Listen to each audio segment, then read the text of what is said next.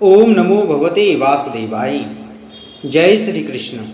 नमस्कार दोस्तों, स्वागत है आप सभी का हमारे चैनल भक्ति ज्ञान में। दोस्तों, आज मैं आपको गरुड़ पुराण के 14वें अध्याय की कथा सुना रहा हूँ, जिसमें हम सुनेंगे यमलोक एवं यम सभा का वर्णन, चित्रगुप्त आदि के भवनों का परिचय, धर्मराज नगर के 4 द्वार, पुण्य आत्माओं का धर्म सभा में प्रवेश करना। गरुड़ जी ने कहा, हे दयानिधि, यमलोक कितना बड़ा है, कैसा है, किसके द्वारा बनाया हुआ है, वहाँ की सभा कैसी है और उस सभा में धर्मराज किन के साथ बैठते हैं। हे दयानिधि, जिन धर्मों का आचरण करने के कारण धार्मिक पुरुष जिन धर्म मार्गों से धर्मराज के भवन में जाते हैं, उन धर्मों तथा मार्गों के विषय में भी आप मुझे बतलाइए। श्री भगवान ने कहा, हे गरुड़, धर्मराज का जो नगर नारद आदि मुनियों के लिए भी अगम्य है, उसके विषय में बतलाता हूँ, सुनो। उस दिव्य धर्म नगर को महापुण्य से ही प्राप्त किया जा सकता है। दक्षिण दिशा और नृत्य कोण के मध्य में व्यवस्थव यम का जो नगर है, वह संपूर्ण नगर वज्र का बना हुआ है, दिव्य है और असुरों तथा देवताओं से अभेद है। वह पुर चौकोर 4 द्वारों वाला, ऊंची 4 दीवारी से घिरा हुआ और 1000 योजन प्रमाण वाला कहा गया है। उस पुर में चित्रगुप्त का सुंदर मंदिर है, जो 25 योजन लंबाई और चौड़ाई में फैला हुआ है। उसकी ऊंचाई 10 योजन है और वह लोहे की अत्यंत दिव्य 4 दीवारी से घिरा है। वहाँ आवागमन के लिए सैकड़ों गलियां हैं और वह पताकाओं एवं ध्वजों से विभूषित है। वह विमान समूहों से घिरा हुआ है और गायन वादन से विनादित है। चित्र बनाने में निपुण चित्रकारों के द्वारा चित्रित है तथा देवताओं के शिल्पियों ने उसका निर्माण किया है। वह उद्यानों और उपवनों से रमणीय है। नाना प्रकार के पक्षीगण उसमें कलरव करते हैं तथा वह चारों ओर से गंधर्वों तथा अप्सराओं से घिरा है। उस सभा में अपने परम अद्भुत आसन पर स्थित चित्रगुप्त मनुष्यों की आयु की यथावत गणना करते हैं। वे मनुष्यों के पाप और पुण्य का लेखा जोखा करने में त्रुटि नहीं करते। जिसने जो शुभ अथवा अशुभ कर्म किया है, चित्रगुप्त की आज्ञा से उसे उन सब का भोग करना होता है। चित्रगुप्त के घर के पूर्व की ओर ज्वर का एक बड़ा विशाल घर है और उनके घर के दक्षिण शूल, लूता और विस्फोट के घर हैं तथा पश्चिम में कालपास, अजीर्ण तथा अरुचि के घर हैं। चित्रगुप्त के घर के उत्तर की ओर राजरोग और पांडुरोग का घर है। ईशान कोण में शिर पीड़ा का और अग्नि कोण में मूर्छा का घर है। नृत्य कोण में अतिसार का, वायव्य कोण में शीत और दाह का स्थान है। इस प्रकार और भी अन्य व्याधियों से चित्रगुप्त का भवन घिरा हुआ है। चित्रगुप्त मनुष्यों के शुभ अशुभ कर्मों को लिखते हैं। चित्रगुप्त के भवन से 20 योजन आगे नगर के मध्य भाग में धर्मराज का महादिव्य भवन है। वह दिव्य रत्नमय तथा विद्युत की ज्वालामालाओं से युक्त और सूर्य के समान दीप्यमान है। वह 200 योजन चौड़ा, 200 योजन लंबा और 50 योजन ऊंचा है। 1000 स्तंभों पर धारण किया हुआ है। वैदुर मणि से मंडित है, स्वर्ण से अलंकृत है और अनेक प्रकार के हर्म्य धनिकों के भवन और प्रसाद गृह से परिपूर्ण है। वह भवन शरतकालीन मेघ के समान उज्ज्वल, निर्मल एवं स्वर्ण के बने हुए कलशों से अत्यंत मनोहर है। उसमें चित्र बहुरंगी रंग के स्फटिक से बनी हुई सीढ़ियां हैं और वह हीरे के फर्श से शोभित है। रोशनदानों में मोतियों की झालरें लगी हैं। वह पताकाओं और ध्वजाओं से विभूषित तथा घंटा और नगाड़ों से निनादित तथा स्वर्ण के बने तोरणों से मंडित है। वह अनेक आश्चर्यों से परिपूर्ण और स्वर्ण निर्मित सैकड़ों किवाड़ों से युक्त है तथा कंठ करहित नाना वृक्ष लताओं एवं गुल्मों अर्थात झाड़ियों से सुशोभित है। इसी प्रकार अन्य भूषणों से भी भवन सदा भूषित रहता है। विश्वकर्मा ने अपने आत्मयोग के प्रभाव से उसका निर्माण किया है। उस धर्मराज के भवन में 100 योजन लंबी चौड़ी दिव्य सभा है, जो सूर्य के समान प्रकाशित, चारों ओर से दीप्यमान तथा इच्छानुसार स्वरूप धारण करने वाली है। वहाँ न अधिक ठंड है, न अधिक गर्मी, न मन को अत्यंत हर्षित करने वाली है। उसमें रहने वाले किसी को न कोई शोक होता है, न वृद्धावस्था सताती है, न भूख प्यास लगती है, और न किसी के साथ अप्रिय घटना ही होती है। देवलोक और मनुष्य लोक में जितने काम में विषय अभिलाषाएं हैं, वे सभी वहाँ उपलब्ध हैं। वहाँ सभी तरह के रसों से परिपूर्ण भक्ष्य और भोज सामग्रियाँ चारों ओर प्रचुर मात्रा में हैं। वहाँ सरस, शीतल तथा उष्ण जल भी उपलब्ध हैं। उसमें पुण्यमय शब्द आदि विषय भी उपलब्ध हैं, और नित्य मनोवांछित फल प्रदान करने वाले कल्प वृक्ष भी वहाँ हैं। हे ताक्ष, वह सभा वाद हर हित रमणीय और कामनाओं को पूर्ण करने वाली है। विश्वकर्मा ने दीर्घ काल तक तपस्या करके उसका निर्माण किया है। उसमें कठोर तपस्या करने वाले सुव्रती, सत्यवादी, शांत, सन्यासी, सिद्ध एवं पवित्र कर्म करके शुद्ध हुए पुरुष जाते हैं। उन सभी की देह तेजो में होती है। वे आभूषणों से अलंकृत तथा निर्मल वस्त्रों से युक्त होते हैं तथा अपने किए हुए पुण्य कर्मों के कारण वहाँ विभूषित होकर विराजमान रहते हैं। 10 योजन विस्तीर्ण और सभी प्रकार के रत्नों से शोभित उस सभा में अनुपम एवं उत्तम आसन पर विराजमान धर्मराज विद्यमान रहते हैं।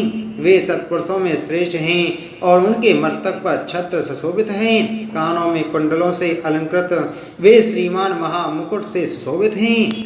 वे सभी प्रकार के अलंकारों से समन्वित तथा नीलमेघ के समान कांति वाले हैं। हाथ में चवर धारण की हुई अप्सराएं उन्हें पंखा झलती रहती हैं। गंधर्वों के समूह तथा अप्सराओं का संग गायन, वादन और नृत्य आदि द्वारा सभी ओर से उनकी सेवा करते हैं। हाथ में पास लिए हुए मृत्यु और बलवान काल तथा विचित्र आकृति वाले चित्रगुप्त एवं कृतांत के द्वारा वे सेवित हैं। हाथों में पास और दंड धारण करने वाले, उग्र स्वभाव वाले, आज्ञा के अधीन आचरण करने वाले तथा अपने समान बल वाले नाना दूतों से वे धर्मराज घिरे रहते हैं। हे खग, अग्निस्वांत, सोमप, उष्मप, स्वधावान, वहिर्सद, मूर्तिमान तथा अमूर्तिमान जो पितर हैं एवं ऐरमा आदि जो पितृगण हैं और जो अन्य मूर्तिमान पितर हैं, वे सब मुनियों के साथ धर्मराज की उपासना करते हैं। अत्रि, वशिष्ठ, पुलह, दक्ष, क्रतु, अंगिरा, जमदग्नि नंदन, परशुराम, भृगु, पुलस्त, अगस्त, नारद ये तथा अन्य बहुत से पितृराज धर्मराज के सभासद हैं, जिनके नामों और कर्मों की गणना नहीं की जा सकती। वे धर्म शास्त्रों की व्याख्या करके यथावत निर्णय देते हैं। ब्रह्मा की आज्ञा के अनुसार वे सब धर्मराज की सेवा करते हैं। उस सभा में सूर्य वंश के तथा चंद्र वंश के अन्य बहुत से धर्मात्मा राजा धर्मराज की सेवा करते हैं। मनु, दिलीप, मानधाता, सगर, भगीरथ, अम्बरीश, अनरण्य, मुचकुंद, निमि, पृथु, ययाति, नहुस, पुरु, दुष्यंत, शिवी, नल, भरत, संतनु, पांडु तथा सहस्त्रार्जुन ये यशस्वी पुण्यात्मा राजर्षि और बहुत से प्रख्यात राजा बहुत से अश्वमेघ यज्ञों का अनुष्ठान करने के फलस्वरूप धर्मराज के सभासद हुए हैं। धर्मराज की सभा में धर्म की ही प्रवृत्ति होती है। न वहाँ पक्षपात है, न झूठ बोला जाता है और न किसी के प्रति मत्सर्य भाव रहता है। सभी सभासद शास्त्रविद और सभी धर्मपरायण हैं। वे सदा उस सभा में व्यवस्थव यम की उपासना करते हैं। हे ताक्ष, महात्मा धर्मराज की वह सभा इस प्रकार की है। जो पापात्मा पुरुष दक्षिण द्वार से वहां जाते हैं, वे उस सभा को नहीं देख पाते। धर्मराज के पुर में जाने के लिए 4 मार्ग हैं। पापियों के गमन के लिए जो मार्ग है उसके विषय में मैंने तुमसे पहले ही कह दिया। पूर्व आदि 3 मार्गों से जो धर्मराज के मंदिर में जाते हैं, वे सुकृति यथार्थ पुण्यात्मा होते हैं और अपने पुण्यों के बल से वहां जाते हैं। उनके विषय में सुनो।